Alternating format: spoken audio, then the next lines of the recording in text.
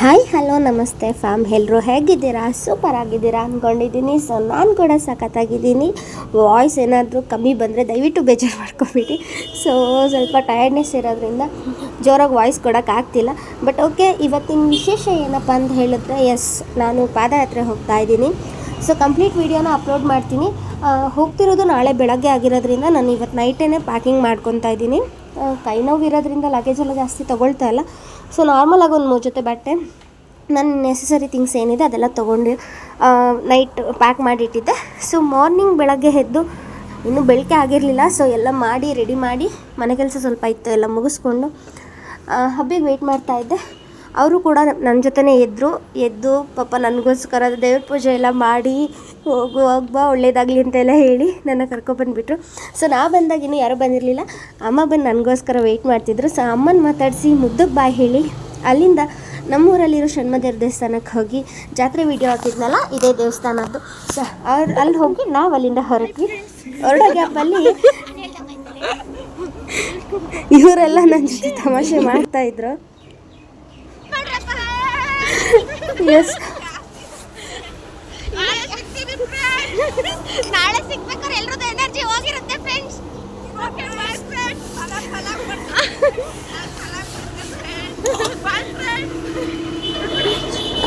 ಹೋಗ್ತಾ ತಮಾಷೆ ಮಾಡಿಕೊಂಡು ಎಂಜಾಯ್ ಮಾಡ್ಕೊಂಡು ಹೋದ್ವಿ.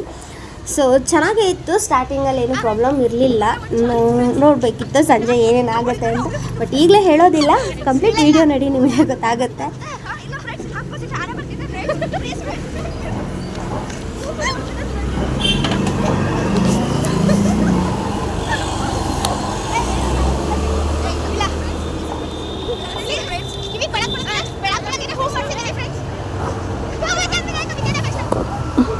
ಫೈನಲಿ ಕಲ್ ರೋಡಿಂದ ಟಾರ್ ರೋಡಿಗೆ ಬಂದು ಅಲ್ಲಿಂದ ನಡ್ಕೊಂಡು ಹೋಗ್ತಾ ಇದ್ದೀವಿ.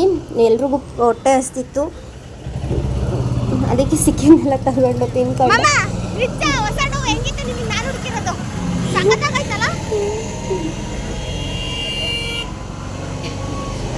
ಎಸ್, ನಾವು ತೊಳಲು ಬಂದ ತಕ್ಷಣ ನಮಗೆ ಊಟ ಸಿಕ್ತು. ಪುಣ್ಯ, ನಿಜವಾಗ್ಲೂ ಪಲಾವ್ ತುಂಬ ಚೆನ್ನಾಗಿತ್ತು.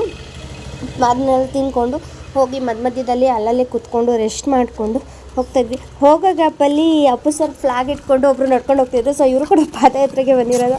ಸೊ ಅವ್ರನ್ನ ಫಾಲೋ ಮಾಡ್ಕೊಂಡು ಹೋದೆ 1-2 ಕಿಲೋಮೀಟರ್ಸ್ ತನಕ. ಅವ್ರನ್ನ ಮಾತಾಡ್ಸ್ಕೊಂಡು ವಿಡಿಯೋ ಮಾಡ್ಕೊಂಡೆ ಹೋದ್ವಿ.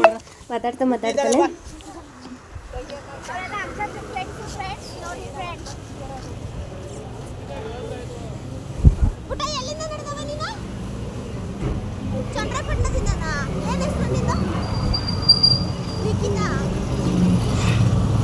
ಗ್ರೇಟ್ ಬಿಡೋ ಪುಟ್ಟ ನೀನು.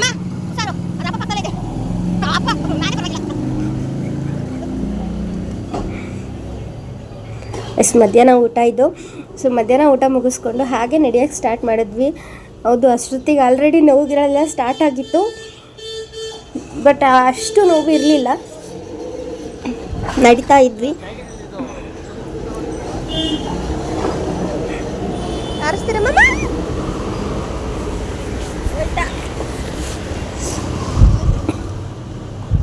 ಬಜ್ಜಿ ಗಿಜ್ಜಿ ಎಲ್ಲ ತಿಂದ್ಕೊಂಡು ಟೈಮ್ ಪಾಸ್ ಮಾಡ್ತಾನೆ ಸ್ವಲ್ಪ ಹೊತ್ತು ಹೋಗ್ತಾ ಕಾಲು ನೋವು ಜಾಸ್ತಿ ಆಗಿದ್ದರಿಂದ ಅಲ್ಲಲ್ಲೇ ರೆಸ್ಟ್ ಮಾಡ್ತಾಯಿದ್ವಿ. ಸೊ ಅದ್ರ ಮಧ್ಯೆ ಇವರಿಬ್ಬರು ನಮ್ಮಿಂದ ದೂರ ಆಗಿದ್ದರು, ಅಕ್ಕ ಮತ್ತು ಅವರಿಬ್ಬರೂ ವೆಯ್ಟ್ ಮಾಡಿ ಜೊತೆಗೆ ಅವರಿಬ್ಬರೂ ಕರ್ಕೊಂಡು ಮುಂದೆ ಹೋದ್ವಿ. ಹೋಗ್ತಾ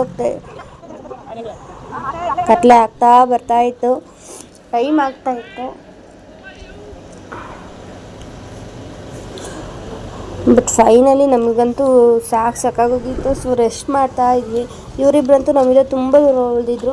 ನೆಕ್ಸ್ಟ್ ಅಲ್ಲಿಂದ ಮುಗಿಸ್ಕೊಂಡು ನಾವು ಬಂದಿದ್ದೆ ಹುಡುಗರ ಹ್ಯಾಂಡ್ ಪೋಸ್ಟ್ಗೆ. ಸೊ ಹ್ಯಾಂಡ್ ಪೋಸ್ಟಲ್ಲಿ ಸ್ವಲ್ಪ ಹೊತ್ತು ವೆಯ್ಟ್ ಮಾಡಿ ರೆಸ್ಟ್ ಮಾಡಿ ಅಲ್ಲಿಂದ ಕ್ಯಾಂಪಿಗೆ ಬಂದ್ವಿ. ಕ್ಯಾಂಪಲ್ಲಂತೂ ಸಖತ್ತಾಗಿತ್ತು. ಮಾತ್ರ ಬಿಸಿಲು ಕೊಟ್ಟರು ತುಂಬ ಎಲ್ರಿಗೂ ಕೂಡ ರಿಲೀಫ್ ಆಯಿತು. ಸೊ ಈ ಪುಟಾಣಿಗಳ ಡ್ಯಾನ್ಸ್ ಎಲ್ಲ ಮುಗಿಸ್ಕೊಂಡು ನಾವು ಬಂದ್ವಿ. ನೆಕ್ಸ್ಟು ಅಲ್ಲಿಂದ ಮುಂದೆ ಒಂದು ಹೋಟೆಲ್ ಹತ್ರ ಆಲ್ಟಾಗೋಣ ಅಂತ. ನಮಗೆ ಕ್ಯಾಂಪಲ್ಲಿ ಜಾಗ ಸಿಗಲಿಲ್ಲ. ಅಷ್ಟೊತ್ತಿಗೆ ಭಜನೆ ಎಲ್ಲ ಸ್ಟಾರ್ಟ್ ಆಗಿತ್ತು. ಸೊ ಭಜನೆ ಕೇಳಿಕೊಂಡು ನನ್ನ ಇವತ್ತಿನ ವೀಡಿಯೋನ ಇಲ್ಲಿಗೆ ಮುಗಿಸ್ತಾ ಇದ್ದೀನಿ. ಸೊ ಥ್ಯಾಂಕ್ ಯು, ಸಪೋರ್ಟ್ ಮಾಡಿ, ಫಾಲೋ ಮಾಡಿ ಅಂತ ಹೇಳ್ತಾ ಈಗ ನೆಕ್ಸ್ಟ್ ಡೇ ವೀಡಿಯೋನ ಡೇ 2 ವೀಡಿಯೋದಲ್ಲಿ ಅಪ್ಲೋಡ್ ಮಾಡ್ತೀನಿ. ಸೊ ವೆಯ್ಟ್ ಮಾಡಿ. Thank you, bye.